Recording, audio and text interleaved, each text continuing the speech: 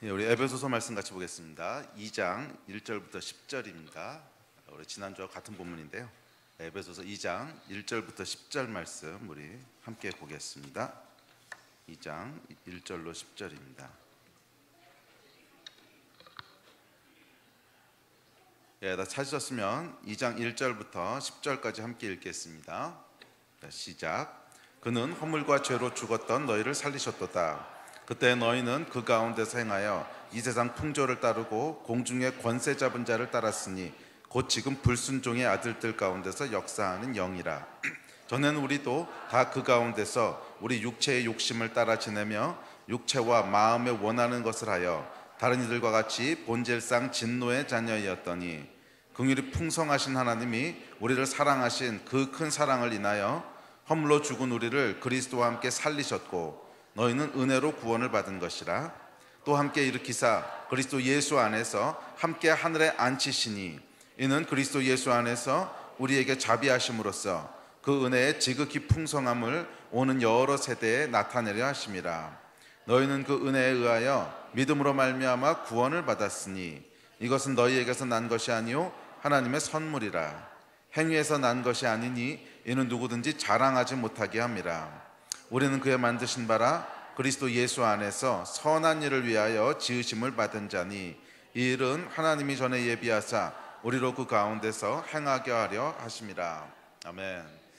기독교는 구원의 종교입니다. 우리가 지난주부터 시작해서 에베소서 2장 말씀을 통해서 구원에 대해서 살펴보고 있습니다. 에베소서 2장 1절부터 10절까지는 구원이 무엇인지에 대해서 바울이 직접적으로 기록하고 있는 그런 구절입니다. 그래서 에베소서 2장 1절부터 10절 말씀을 저희가 한 3번, 길면 한 4번 정도에 걸쳐서 살펴보면서 성경이 얘기하는 구원이라고 하는 것이 무엇인지를 다시 한번 살펴보려고 합니다. 참 불행하게도 많은 사람들이 교회를 오랫동안 다니면서도 이 복음의 가장 핵심인 구원에 대한 메시지는 자주 듣지 못하는 것 같아요. 그래서 구원이 뭔지에 대한 것을 그냥 스킵하고 그냥 크리스찬의 삶에 대한 것들을 살아내려고 애를 씁니다. 그런데 이것은 여러분 그렇게 되지 않습니다. 구원받지 않은 사람이 그리스도인의 삶을 산다고 하는 것은 불가능한 일이고 피곤한 일입니다. 그것은 흉내내는 일이기 때문에 아주 힘들고 고통스럽고 지루한 일이죠. 복음의 가장 핵심은 구원에 있습니다. 거듭남에 있고 우리가 하나님 앞에서 새로운 존재가 되는 이 구원에서부터 시작되는 줄로 믿습니다. 그래서 우리가 이 에베소서 2장 특별히 전반부 말씀을 통해서 성경이 구원에 대해서 이야기하고 있는 것 대충 제가 정리해 보니까 7, 8가지 정도 특징을 얘기하고 있는데 우리 지난주에 한 2개 정도 살펴봤고 또 오늘 한 2, 3가지 정도 특징을 살펴보고 그리고 다음 주에 이어서 계속 살펴보도록 하겠습니다. 구원의 은혜가 여러분에게 충만하게 임하기를 주의 이름으로 축복합니다. 자, 먼저 오늘 본문 말씀 보시죠. 2장 1절하고 3절 말씀 보면 이렇게 얘기합니다. 우리 같이 읽어볼까요? 시작. 그는 허물과 죄로 죽었던 너희를 살리셨도다. 전에는 우리도 다 그 가운데서 우리 육체의 욕심을 따라 지내며 육체와 마음에 원하는 것을 하여 다른 이들과 같이 본질상 진노의 자녀이었더니. 자, 여러분 구원에 대한 시작은 내가 어떤 상황에 있는가를 파악하는 것부터 시작됩니다. 나는 지금 어떤 상태인가? 나의 삶은 안녕한가? 제가 첫 주에 계속 질문했죠. 여러분의 삶은 안녕하시냐고. 나의 삶은 과연 안녕한가? 나의 삶은 과연 만족할 만한 것인가? 나의 삶에는 문제가 없는가? 조금 더 직접적으로 얘기하면 나는 구원이 필요한 존재인가? 이것을 인식하는 것을 시작합니다. 저는 본문 말씀을 보시면 에베소서 1장에서 바울이 하나님께서 하늘에 마련해 놓으신 놀라운 복들에 대한 것들을 아주 흥분한 상태에서 쭉 기술을 합니다. 하나님께서 얼마나 놀라운 복들을 준비해 놓으셨는지 누구든지 예수 그리스도 안에 들어오는 사람들은 이 하늘에 있는 어마어마한 하나님의 복들을 누리게 된다는 거예요. 그 얘기를 1장에서 길게 기록한 바울은 2장으로 넘어오면서 갑자기 이제 분위기를 바꿉니다. 근데 분위기를 바꾸는데 영어 성경에 보면 쭉쭉 1장을 하고 2장 시작할 때 as for you 이러고 시작합니다. 그런데 너에 대해서 이제부터 얘기하겠다 이런 뜻이에요. 그러니까 지금까지는 하나님께서 어떤 일을 행하셨고 하나님께서 얼마나 놀라운 복을 준비해 놓으셨는지를 길게 설명을 했는데 이제 딱 분위기를 바꿔서 바울이 그런데 이제부터 너에 대해서 얘기하겠다 그러면서 우리 각 사람에 대한 상황들을 얘기하기 시작합니다. 그런데 아무리 하나님께서 놀라운 복을 준비해 놓으시고 하늘에 신령한 복이 있고 다 좋은데 너는 어떤 존재냐는 거예요. 너는 허물과 죄로 죽었던 존재라는 거예요. 너는 허물과 죄로 죽었던 존재라는 것이고 너는 이 세상의 풍조를 따르고 공중의 권세 잡은 자를 따라갔던 존재고 그 가운데서 우리 육체의 욕심을 따라 육체와 마음에 원하는 대로 하나님의 법을 따라간 것이 아니라 네 육체와 네 마음이 원하는 대로 살아왔던 존재다 하는 우리의 상황과 우리의 삶에 대한 이야기를 나누기 시작합니다. 왜냐하면 이것이 구원의 시작이기 때문에 그래요. 사실은 여러분 구원받아야 될 필요를 느끼지 못하는 사람에게 구원에 대한 메시지는 가장 바보 같은 메시지입니다. 제가 그전에도 한번 나눈 적이 있는데 제가 초등학교 2학년 때인가 3학년 때인가 가족이 바닷가에 놀러 갔다가 물에 빠져 죽을 뻔한 적이 있어요. 그때 이제 조금 수영을 할 줄 알아가지고서 초등학교 3, 4학년쯤 됐던 것 같은데 하여간 막 이렇게 수영을 하고 있었는데 그날 좀 파도가 셌던 것 같아요. 파도가 셌는데 모르고 막 수영을 하다가 조금 가다가 이제 숨을 쉬려고 딱 일어났는데 발이 안 닿는 거예요. 그리고 밑으로 쑥 빠지는 거예요. 이런 경험 여러분 해보셨어요? 어마어마한 공포가 몰려옵니다. 이게요, 어마어마한 공포가 몰려와요.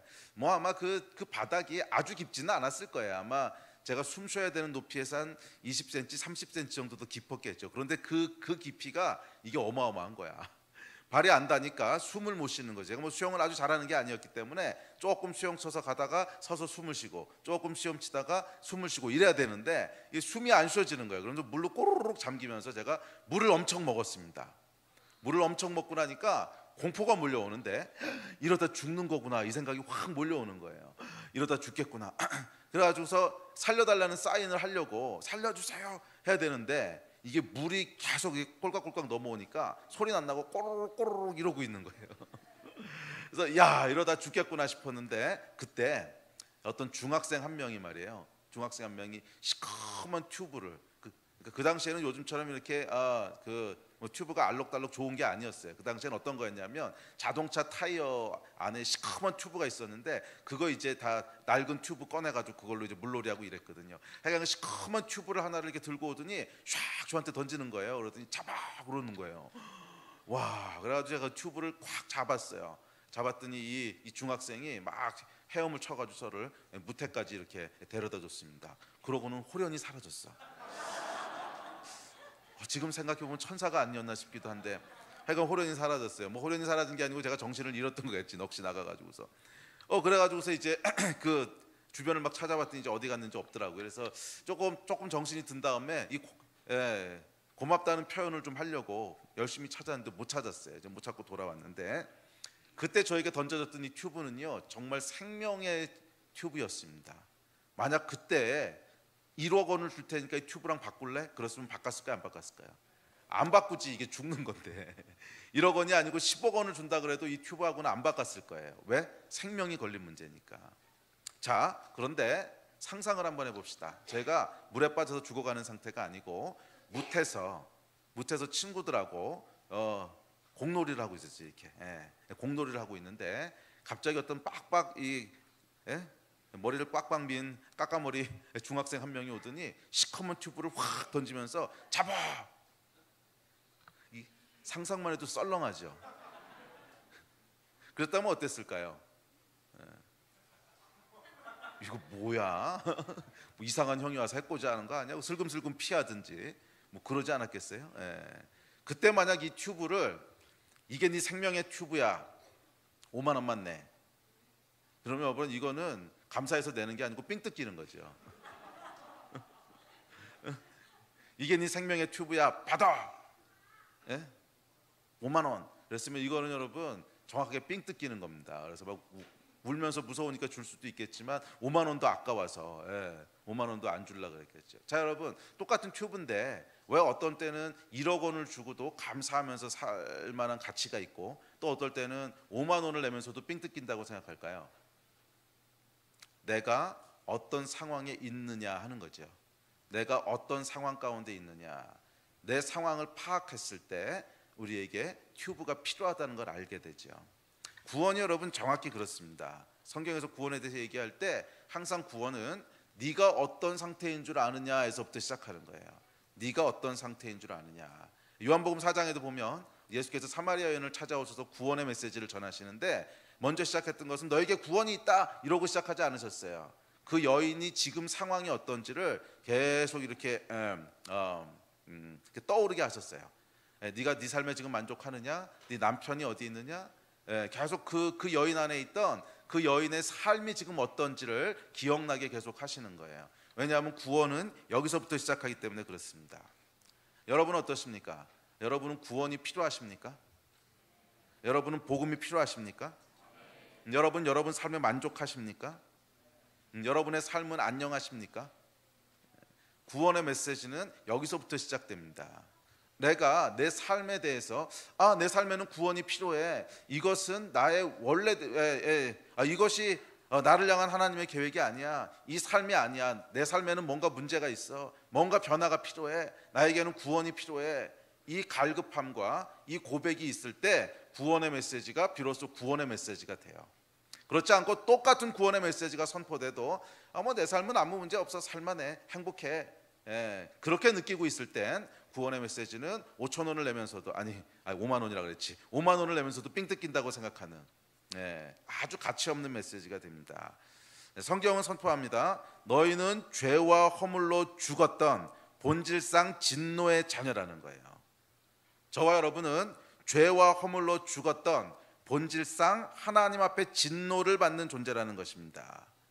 여러분 구원이 필요하십니까? 이 사실을 여러분 인식하고 계십니까? 여러분의 삶은 안녕하십니까? 여러분은 여러분이 죄와 허물로 죽었던 존재라고 하는 것을 인식하고 계십니까? 그것을 알고 계십니까? 그렇다면 오늘 여러분에게 구원이 임할 거예요. 그렇다면 오늘 여러분에게 구원이 임할 거예요. 그러나 자기의 죄와 허물로 죽었던 존재라고 하는 것을 인식하지 못한다면 아무리 좋은, 아무리 은혜로운, 아무리 능력 있는 이 하나님의 말씀이 선포돼도 그것은 그냥 한쪽 귀로 들어와서 한쪽 귀로 흘러나갈 거예요. 오늘 여러분 삶 가운데 구원이 임하기를 축복합니다. 그러려면 여러분의 삶에 대한 것들을 들여다보시기를 바랍니다. 여러분 삶은 안녕하십니까? 삶이 안녕하냐고 하는 것은 여러분이 누리고 있는 관계들은 다 안녕하십니까? 결혼하신 분들, 배우자의 관계는 안녕하십니까?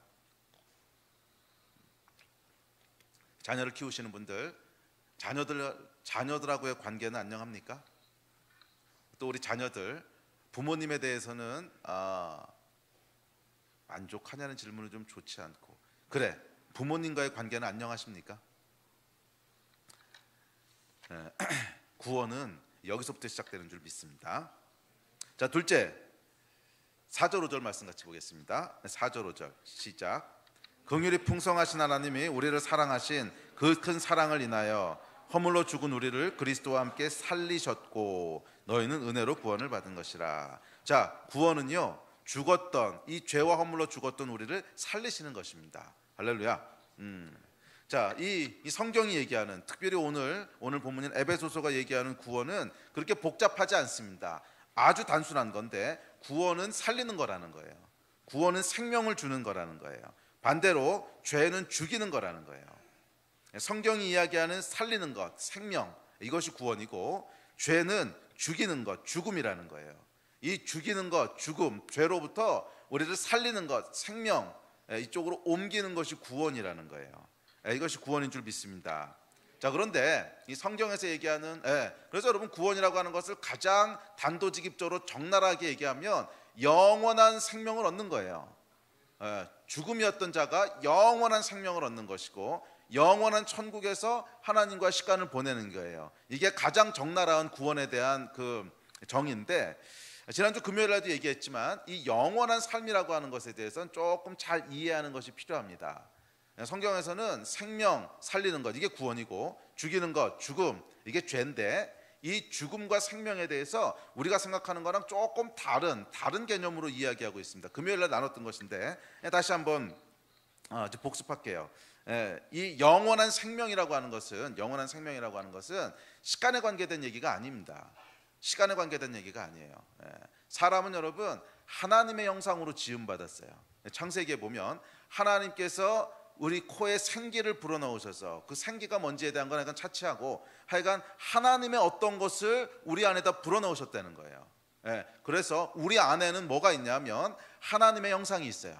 하나님께로부터 우리에게 전해진 뭔가가 있다는 거예요, 인간 안에는. 그런데 하나님은 어떤 존재시냐면 시작도 없고 끝도 없는 존재세요. 다시 말해서 하나님은 창조되어질 수도 없고 소멸될 수도 없는 분이세요. 이게 하나님의 속성이세요. 이해가 되세요? 하나님은 스스로를 소멸시키려고 해도 소멸시킬 수 없으신 분이시라는 거야. 하나님은 그 존재 자체가 영원부터 영원까지 그냥 존재하는 분이시지 새롭게 창조되거나 소멸되거나 가질 수 없는 분이 하나님이시라는 거예요. 그런데 그 하나님의 어떤 것이 인간 안에 들어왔다는 거예요. 그렇게 창조하셨다는 거예요. 그 얘기는 뭐냐면 인간은 하나님을 알던 알지 못하던, 크리스찬이든 크리스찬이 아니든, 천국에 가든 지옥에 가든 관계없이 소멸될 수 없는 존재라는 거예요.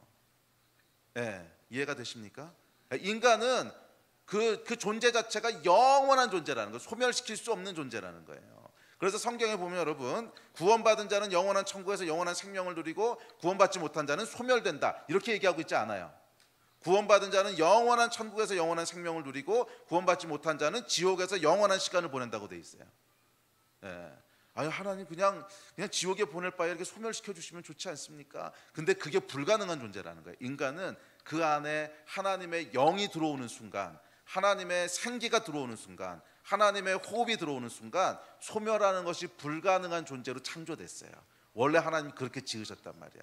그래서 영원한 생명이라고 하는 것은 시간에 대한 얘기가 아닙니다. 우리는 구원을 받든 구원을 받지 못하던, 이 성경에서 표현하는 대로 생명을 얻던 아니면 죽음 가운데 있던, 죄와 허물로 죽었던 아니면 참된 생명을 얻었던 관계없이 시간적으로는 영원히 존재해요.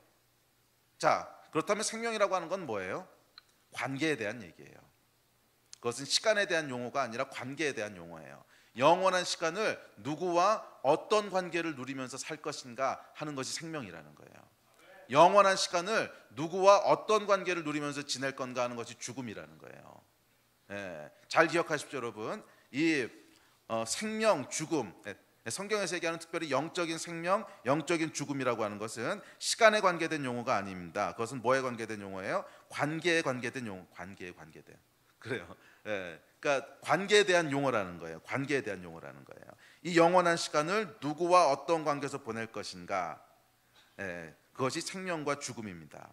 하나님과 함께 또 사랑하는 성도들과 함께 사랑의 관계 속에서 기쁨과 행복과 빛이 충만한 가운데 영원한 시간을 보내는 것을 생명이라 그랬고, 반대로 하나님과 분리되어서 영원한 시간을 하나님 없이 하나님과 완전히 단절된 채로 보내는 것을 죽음이라고 표현했습니다. 이것이 성경이 얘기하는 천국과 지옥의 개념입니다. 천국은 하나님과 함께하는 곳이고 지옥은 하나님과 완전히 분리된 곳이에요. 자, 하나님께서 인간을 창조하시고는 에덴 동산에 두셨습니다.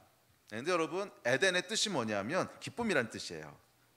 그래서 하나님께서 아담과 하와를 창조하시고는 하나님과 그리고 서로와 완전한 사랑의 교제를 나누면서 그 안에 기쁨을 누리도록 창조하셨어요. 하나님 우리를 창조하신 목적은 분명합니다. 우리를 기쁘시게 하는 거예요. 하나님은 사람을 창조하셔 놓고서 얘는 뭘 하도록 할까? 죽도록 일을 시켜야지. 노예로 우리를 만드신 게 아니에요. 얘를 창조해 놓고 뭐 할까? 하나님이 약간 사이코 같은 분이라서 계속 괴롭게 해야지, 이러려고 창조하신 게 아니라는 거예요. 하나님이 사람을 창조하셨을 때는 얘를 창조해서 뭘 할까? 그래, 완전하고 무한한 기쁨을 누리는 존재가 되게 해야지. 그게 저와 여러분을 창조하신 목적이에요. 그래서 하나님이 처음에 사람을 창조하시고는 그 집 이름을 뭐라고 지으셨냐면 기쁨 동산 이렇게 지신 거예요.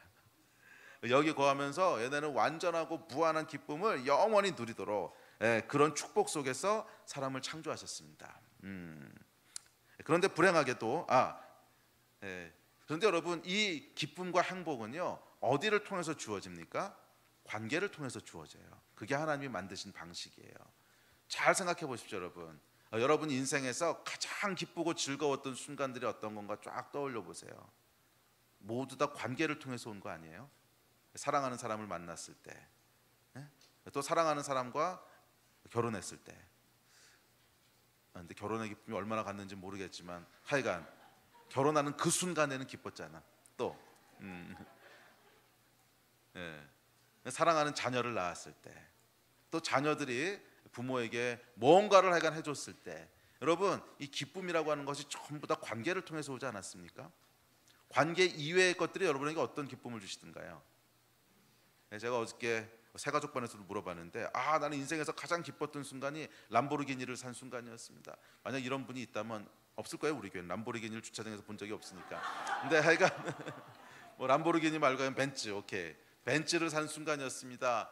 이런 것이 만약 인생의 가장 행복한 순간이었다면 참 불행하신 분이네요.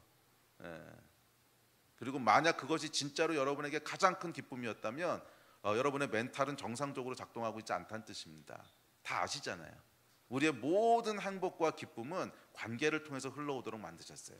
그런데 어떤 관계? 하나님과의 관계, 그리고 사랑하는 형제 자매들과의 관계, 다른 사람들과의 관계를 통해서 기쁨과 행복이 흘러들어오도록 만드셨어요. 반대로 고통과 슬픔은 어디를 통해서 오던가요?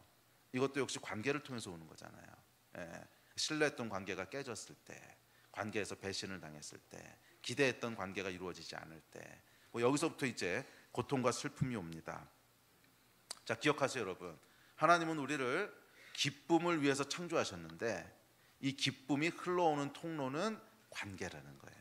자, 그런데 불행하게도 아담과 하와가 선악과를 따먹음으로, 이 선악과를 따먹었다고 하는 의미는 뭐냐면 하나님과의 관계를 파괴한다는 거예요. 하나님과의 관계를 파괴합니다. 그래서 기쁨이었던 하나님과의 관계가 죄로 인해서 오히려 하나님을 두려워서 그 낯을 피하게 되는 그런 고통으로 바뀌었습니다. 이게 창세기 3장의 얘기죠. 뿐만 아니라 이 하나님의 질서를 떠난 인간은 서로 간의 관계 역시 기쁨이 아니라 고통을 주는 관계가 되어버렸습니다.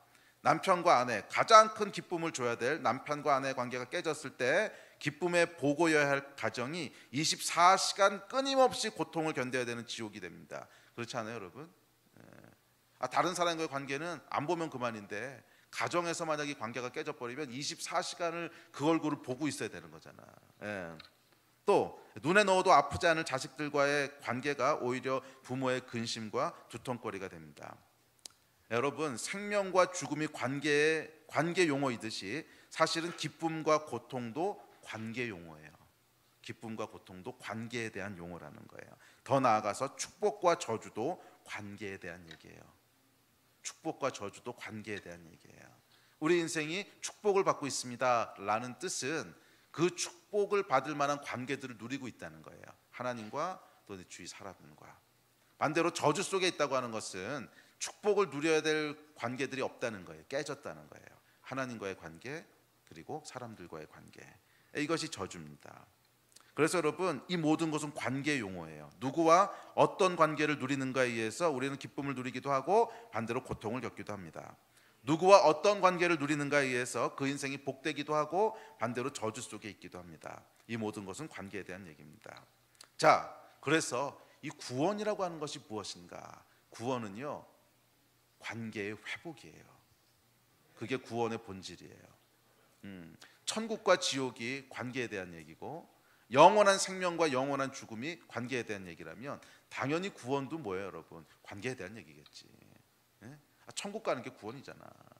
천국 간다는 표현 자체가 조금 잘못된 표현인데, 천국 가는 게 아니라 천국의 생명을 얻는 거죠. 천국의 관계를 회복하는 거예요.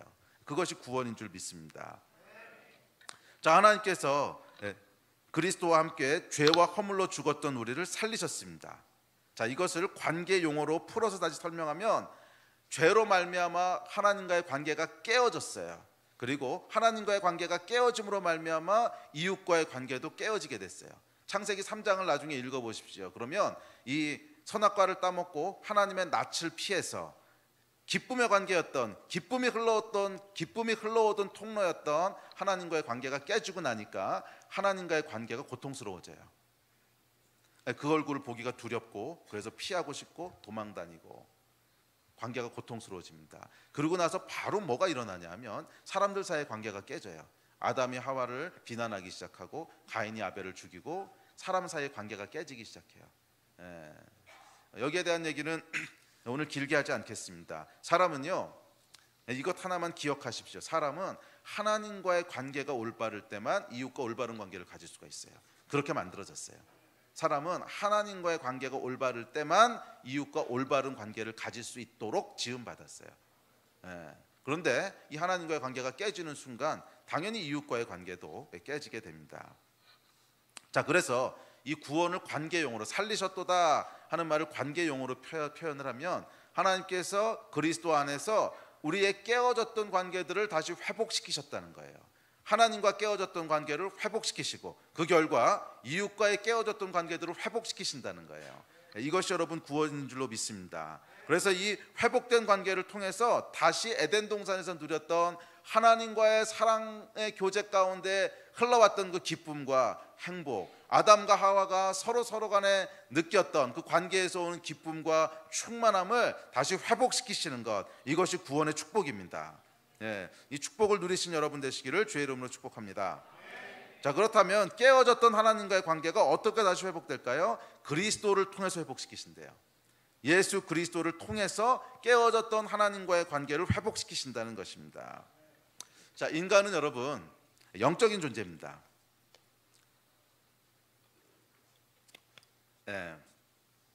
하나님께서 우리를 만드실 때 우리 안에 하나님이 거하실 수 있는 특별한 장소를 두셨는데 그것을 영이라고 불러요. 저와 여러분 안에는 하나님이 거하실 수 있는 특별한 장소가 있다는 거예요. 우리 마음 안에, 우리 내면 안에, 그것이 마음인지 내면인지 뇌인지 뭐 어딘지 모르겠지만 하여간 우리 안에 하나님이 거하실 수 있는 특별한 장소를 두셨어요. 자, 성경은 하나님은 영이시라 그랬어요. 영. 하나님은 영이시라 그랬어요. 영은 이런 물질 세계에 속한 것이 아닙니다. 그래서 하나님이 우리와 교제하려고 하실 때 사람과 사람은요, 교제하려고 하면 뭐 서로 소리를 내서 대화를 한다든지 아니면 뭐 사랑한다는 고백을 한다든지 아니면 뭐 꼭 이렇게 안아준다든지 뭐 이런 것들을 통해서 우리가 교제를 할 수 있어요. 우리 안에 있는 마음 가운데 있는 생각들을 서로 나눌 수 있어요. 내가 너를 얼마나 아끼고 존중하는 줄 알아?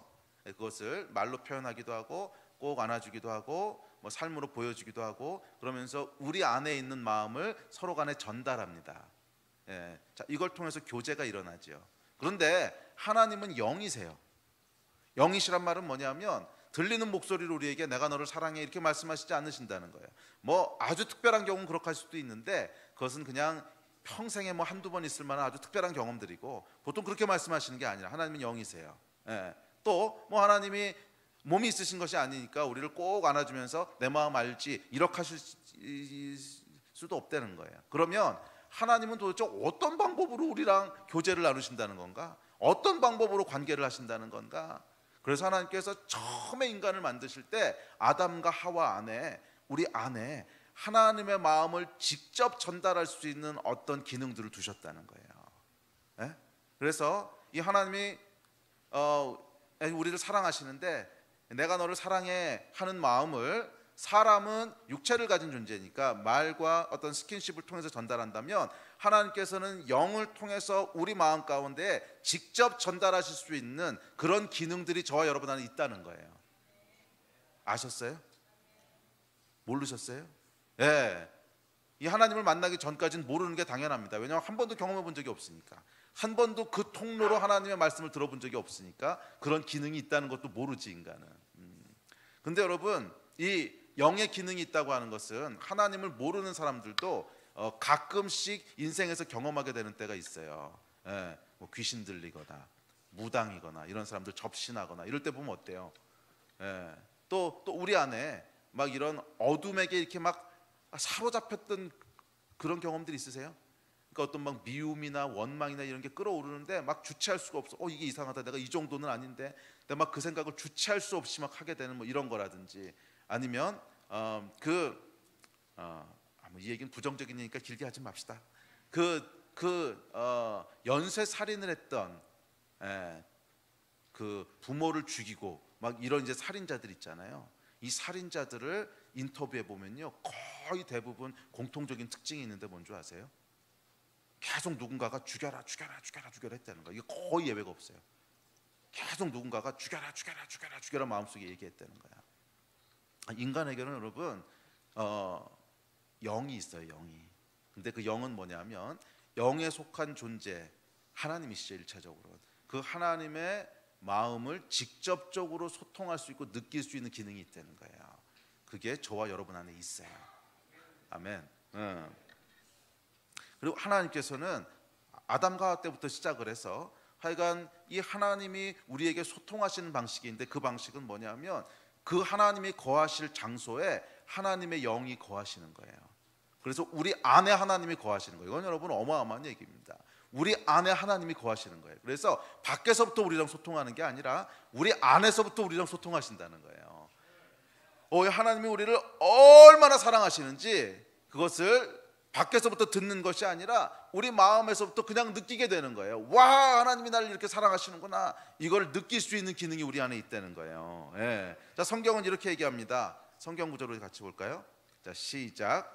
만일 너희 속에 하나님의 영이 거하시면 너희가 육신에 있지 아니하고 영에 있나니 누구든지 그리스도의 영이 없으면 그리스도의 사람이 아니라. 우리 안에 거하시는 성령으로 말미암아 내게 부탁한 아름다운 것을 지키라. 그의 성령을 우리에게 주심으로 우리가 그 안에 거하고 그가 우리 안에 거하시는 줄을 아느니라. 누구든지 예수를 하나님의 아들이라 시인하면 하나님이 그의 안에 거하시고 그도 하나님 안에 거하느니라. 이게 뭐래요, 여러분? 이 성령, 하나님의 영이 우리 안에 거하신다는 거야. 하나님의 영이 우리 안에 거하신다는 거야. 이게 제가 무슨 사이비 목사가 하는 얘기가 아니고 성경 구절이잖아. 성경에 보면 하나님의 영이 우리 안에 거하신다는 거예요. 거하셔서 뭐 하신다는 거예요? 우리와 소통하신다는 거예요. 우리가 서로 간의 교제를 나눌 때 내가 너를 얼마나 좋아하는 줄 알아? 이렇게 말했을 때 그 마음이 우리에게 전달되듯이 하나님께서는 직접 우리 마음 가운데 그것을 전달하실 수 있다는 거예요. 내가 너를 얼마나 사랑하는 줄 알아? 이것을 직접 우리 안에 전달하실 수 있고 이 하나님의 무한한 사랑이 무엇인지를 직접 우리가 느낄 수 있고 우리의 인생을 섬세하게 인도하시는 그 하나님의 인도하심을 우리가 직접 느낄 수 있고 우리가 그 두려움과 절망과 어떤 그 어려움 가운데 있을 때 괜찮아 하고 위로하시는 그 하나님의 위로하심을 우리 마음 가운데 직접 느낄 수 있는 그 기능이 있다는 거야. 그런데 죄와 허물로 죽었도다 하는 말은 뭐냐면 죄와 허물로 인하여 내 안에 거하시는 성령께서 더 이상 내 안에서 말씀하실 수 없게 됐다는 거예요. 관계가 단절됐다는 거야. 이게 죄와 허물로 죽은 것이고 또 어떤 사람들은 영이 죽었다고 말하기도 하는데 정확한 표현은 아니에요. 영이 죽었다. 그 이야기는 영을 통해서 하나님이 우리에게 뭔가 계속 소통하시는 이 소통이 끊어졌다는 거야. 그렇다고 우리 안에 있는 영들이 없어졌다 이런 뜻은 아니에요. 그래서 영이 죽었다는 표현은 이제 어떤 분들은 이제 신학적으로 그렇게 말씀하시는 분들이 있는데 그것은 좀 정확한 표현은 아닌 것 같고 하여간 우리 안에 하나님과의 소통이 관계가 끊어졌다는 거예요. 자, 성령께서 왜 우리 안에 거하실까요? 사랑의 관계를 누리시려고 우리와 사랑의 교제를 나누시기 위해서 우리 안에 거하셨습니다. 내주하시는 성령께서 우리 안에 말씀하시고 위로하시고 인도하시고 우리랑 교제하신다는 거예요. 하나님이 어떠한 사랑으로 우리를 사랑하시는지를 내주하시는 성령님을 통해 우리 마음이 직접 전달하시고 힘들고 어려울 때 내주하시는 성령님을 통해서 하나님의 위로가 우리 안에 직접 부어지고 두렵고 떨릴 때 내주하시는 성령님을 통해서 하나님의 평화가 우리 안에 직접 전달됩니다. 이 놀랍고 위대한 하나님과의 교제, 이거 여러분 경험해 보셨습니까? 이건 경험해 본 사람만 아는 거야. 경험해 본 사람만 아는 거야. 이게 하나님이 인간에게 주신 축복이에요. 복음의 여러분 핵심, 복음을 한마디로 정리하면 뭔지 아십니까? 내 안에 거하시는 하나님이야. 내 안에 거하시는 성령님이야. 이게 여러분 복음의 핵심이에요. 아멘. 물론 복음의 그런 외적인 스토리들이 있습니다. 예수께서 우리 죄를 담당하시기 위해서 십자가에서 죽으시고 또 그 피 흘리심으로 우리의 모든 죄를 사하셔서 우리를 거룩하게 하셨고 더 이상 하나님 앞에 정죄함이 없게 하셨고 그래서 담대하게 하나님 앞에 나가게 하셨다. 맞아요. 복음의 외적인 스토리예요. 그런데 그렇게 해서 하나님 앞에 나가게 하셨다. So what?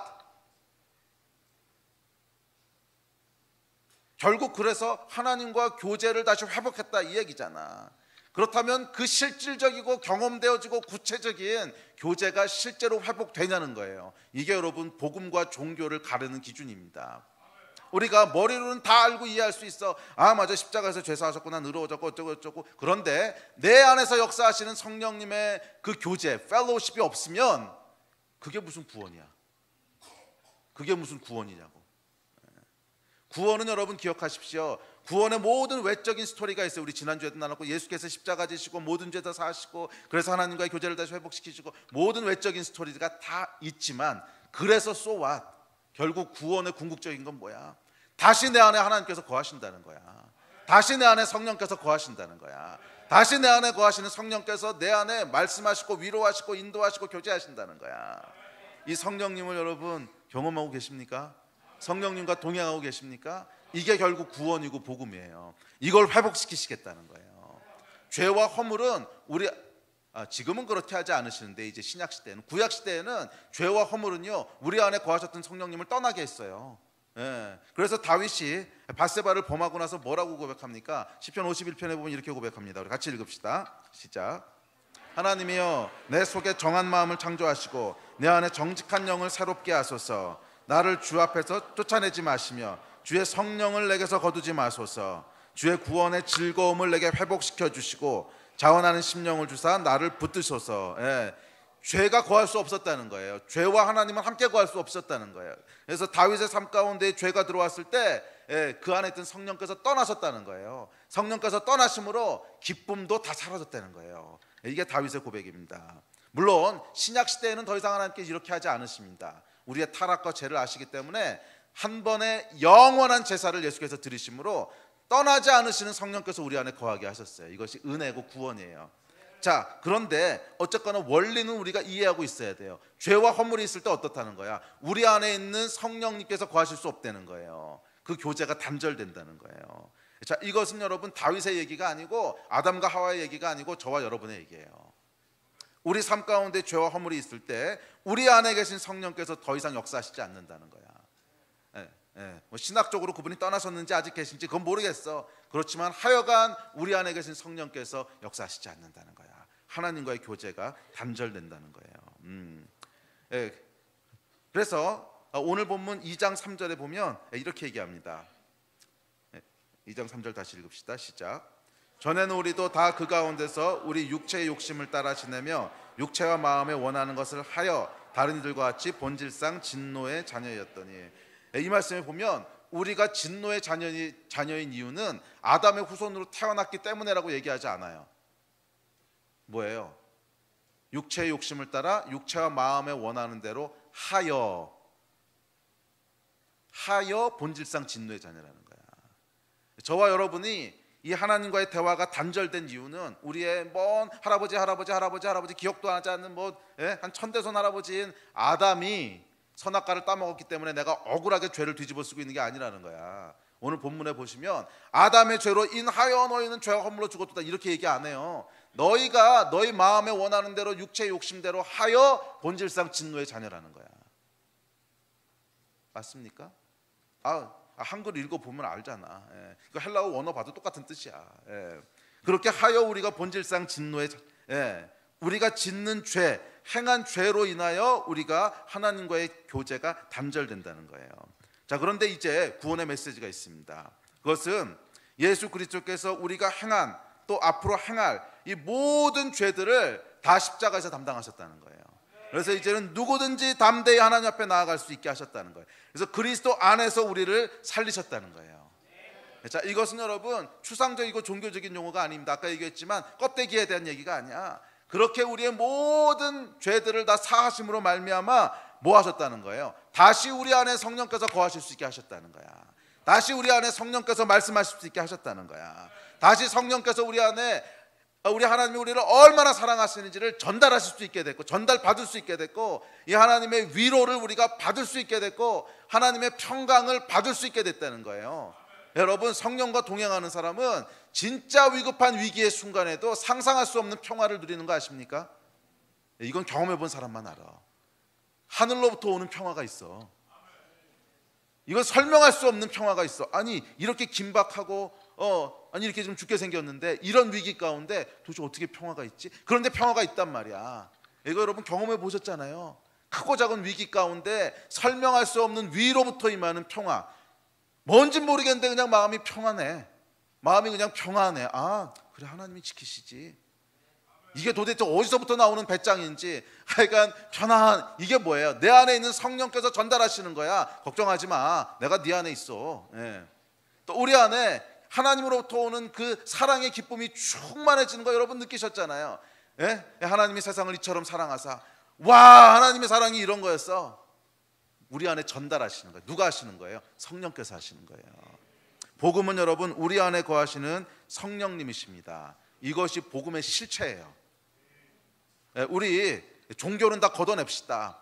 실체 없는 얘기들 그런 걸로 시간 낭비하지 말자고. 뭐 실체 없는 얘기들, 종교적인 신학들, 뭐 이게 이렇게 됐고 내 죄가 사해져서 더 이상 어떻게 됐고 근데 아무 느낌은 없고 이런 거 다 때려치자고. 아, 구원이라면 실체가 있어야 될 거 아니야. 뭔가 진짜가 있어야 될 거 아니야. 그 진짜가 뭐냐는 거야.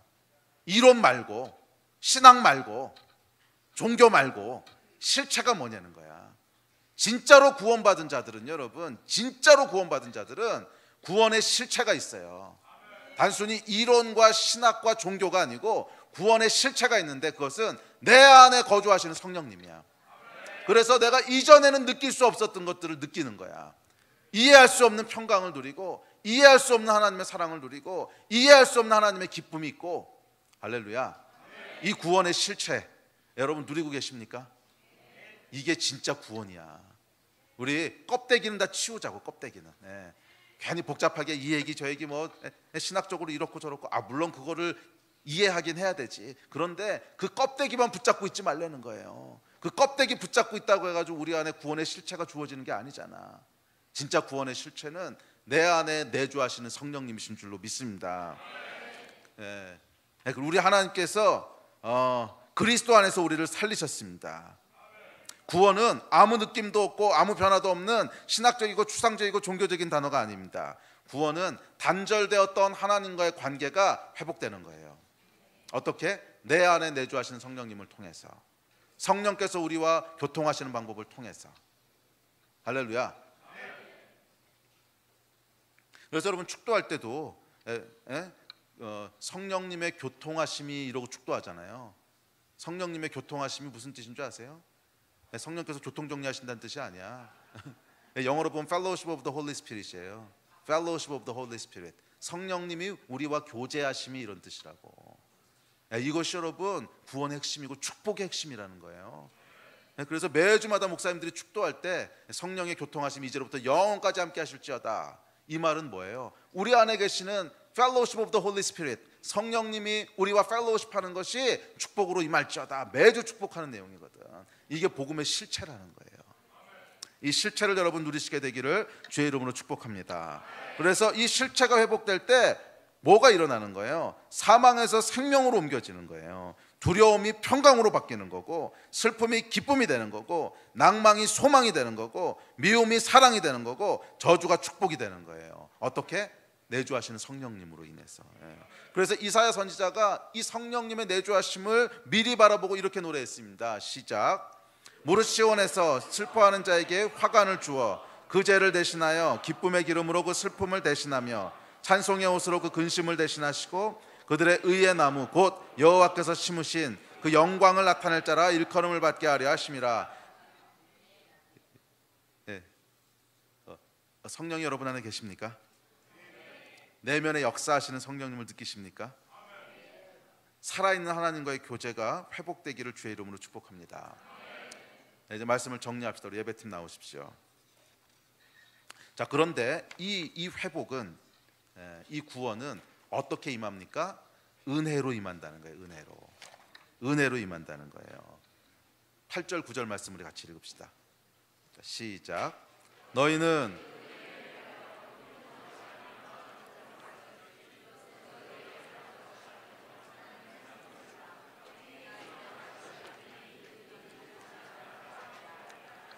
아마 이 가운데 분명히 두 부류의 사람이 있을 거예요. 지금 여러분들 가운데 맞아 바로 그거야, 맞아 그분이 성령님이시지, 이런 분 분명히 있을 거고, 또 어떤 분들은 불안한 분들이 있을 거예요. 저게 뭐지? 무슨 말씀하시는 거지? 나는 누리는 건가? 못 누리는 건가? 내 안에 성령님이 계신가? 안 계신가? 불안한 분들 계실 거야. 그렇지, 이실직고 해봐요. 그럼 불안해하지 말고 오늘 구원을 받아요. 내가 구원을 받았을까? 안 받았을까? 그래도 내가 명색이 10년을 교회를 다녔는데 모태신앙인데, 그래봐야 뭐해. 구원의 실체를 못 누리고 있는데. 뭐 여러분이 구원을 받았는지 못 받았는지 신학적으로 몰라. 그걸 내가 어떻게 알아? 여러분 일인데. 그렇지만 구원의 실체를 못 누리고 있다면 그러면 무슨 의미가 있어? 안 그래? 못 누리고 있다면 오늘 그냥 누리라고. 오늘 구원을 받으라고. 이 구원에 대한 에베소서의 메시지는 놀라운 은혜의 선포로 마무리됩니다. 너희는 이 은혜를 인하여 믿음으로 구원을 받았으니 이는 너희에게서 난 것이 아니라는 거예요. 어떻게 해야 구원을 받을 수 있습니까? 어떻게 해야 성령을 내 안에 모실 수 있습니까? 너희가 할 일은 하나도 없다는 거야. 너희에게서 난 것이 아니라는 거야. 너희 행위에서 난 것이 아니라는 거야. 구원은 여러분 나의 어떠함에 기초한 게 아니에요. 구원은 하나님의 어떠하심에 기초한 거예요.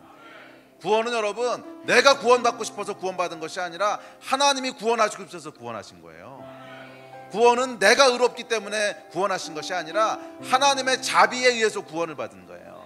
나의 어떠함과는 아무 관계가 없다는 거야. 그러니까 여러분들이 원하지 않으면 좀 곤란하겠지. 그러니까 여러분들이 죄가 있던 죄가 없던, 뭐 죄를 100번 졌던 1000번 졌던, 자신이 있던 자신이 없던, 확신이 있던 확신이 없던, 이것은 아무 상관이 없는 거야. 구원은 은혜로 받는데 그것은 하나님의 어떠하심에 기초한 거예요. 이게 여러분 얼마나 놀라운 복음인 줄 아십니까? 내 안에 계신 성령님은 내가 쓰러지고 넘어지고 죄 진다고 이제 더 이상 떠나시는 분이 아니라는 거야. 구약시대에는 죄가 있으면 떠나셨어요. 다윗이 그러잖아. 성령을 거두지 마시라고. 그런데 복음은 뭐냐면 예수께서 십자가를 지심으로 다시는 떠나지 않으시는 하나님의 임재가 우리 안에 있다는 거예요. 할렐루야. 우리의 어떠함하고는 아무 상관이 없다는 거야. 단지 필요한 거는 뭐예요? 이거를 믿음으로 받아들이면 된다는 거야. 은혜에 의하여 믿음으로 말미암아 구원을 받는데요. 은혜로 인하여 믿음으로 말미암아 구원을 받는 게 뭐냐면 받아들이기만 하면 된다는 거야. 주님, 나에게는 당신이 필요합니다. 나에게는 하나님이 필요합니다. 끊어졌던 교제가 다시 회복되기를 원합니다. 내 안에 성령님을 모시기 원합니다. 내 안에 오늘도 은혜가 부어지기를 원합니다. 내 안에 오늘도 하나님의 사랑이 다시 회복되기를 원합니다. 내 안에 오늘도 다시 하나님의 위로가 부어지기를 원합니다. 내 안에 오늘도 다시 한번 하나님의 평화가 부어지기를 원합니다. 하나님, 내가 하루 종일 불안해하는 거 아시잖아요. 성령님 내 안에 오셔서 이 불안을 평안으로 바꿔주십시오. 하나님, 내가 하루 종일 우울한 거 아시잖아요. 내 안에 성령님 오셔서 이 우울을 기쁨으로 바꿔주시기를 원합니다. 이 믿음, 우리의 마음을 열고 받아들이는 이 믿음, 우리에게 은혜를 주시는 분 예수 그리스도 안에서 우리를 살리셨다고 하는 이 믿음, 이 믿음이 있을 때 하나님께서 우리를 구원하신다는 거예요. 그 구원은 먼 미래에, 지금은 너희가 아무것도 못 누리지만, 이 얘기 다음 주에 더 할 텐데, 지금은 아무것도 못 누리지만 먼 미래에는 천국에 있을 거야. 그래서 지금은 느껴지는 게 없고, 지금은 누려지는 게 없고, 지금은 손에 만져지는 게 없어도 그냥 믿고 따라와. 천국에 가면 다 줘. 이런 게 아니라는 거예요. 다음 주에 좀 더 살펴볼 거야. 이건 믿음은, 구원은 시간에 관계된 용어가 아니야. 영생은 시간에 관계된 용어가 아니야. 그것은 관계에 대한 거야. 지금부터 시작되는 거야. 지금부터. 어떻게? 내 안에 성령께서 임하심으로. 내 안에 성령께서 임하심으로. 야, 우리 자리에 좀 일어납시다.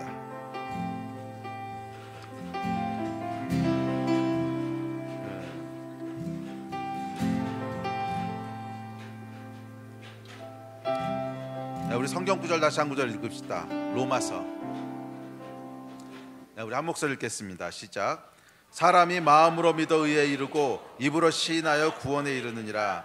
성경에 이르되 누구든지 그를 믿는 자는 부끄러움을 당하지 아니하리라 하니 유대인이나 헬라인이나 차별이 없음이라. 한 분이신 주께서 모든 사람의 주가 되사 그를 부르는 모든 사람에게 부요하시도다. 누구든지 주의 이름을 부르는 자는 구원을 받으리라. 할렐루야. 아멘. 누구든지 주의 이름을 부르는 자는 구원을 받습니다. 차별이 없어요. 왜냐하면 나의 어떤 자격 필요 없어. 나의 어떤 조건 필요 없어. 구원은 하나님의 어떠하심 때문에 주어지는 거야. 차별 없이 주어지는 거야. 누구든지 하나님, 내가 나의 죄를 회개합니다. 하나님 없이 살았던 죄를 회개합니다. 하나님과의 깨어지고 끊어졌던 관계를 회복합니다. 나는 오늘 하나님 필요합니다. 내 안에 성령이 임하여 주십시오. 내 안에 성령님 들어와 주십시오. 그래서 이 구원의 실체를 나도 누리게 해주십시오. 사랑과 평강과 기쁨과 이 위로와 이 놀라운 성령님의 실질적인 능력들을 내 삶에 누리기 원합니다. 주님 도와주십시오. 이렇게 기도할 때 오늘 구원이 여러분에게 임할 줄 믿습니다. 구원이 필요한 자들에게는 다 임하실 거예요. 구원을 갈망하는 자들에게는 다 임할 거예요. 기도합시다. 우리 기도할 때 이 말씀 기억하시면서 좀 구원을 요구하세요. 구원을 요청하세요. 구원은 끊어졌던 하나님과의 관계의 회복이야. 성령님, 내 안에 내주하시는 성령님, 이 구원을 여러분 요청하세요. 누구든지 주의 이름을 부르는 자들은 구원하신다고 하셨어요. 오늘 내 안에 성령님 임하여 주십시오. 오늘 내 안에 하나님의 마음을 부어주십시오. 오늘 내 안에 무한한 하나님의 사랑이 부어지게 하여 주십시오. 오늘 내 안에 무한한 하나님의 은혜가 부어지게 하여 주십시오.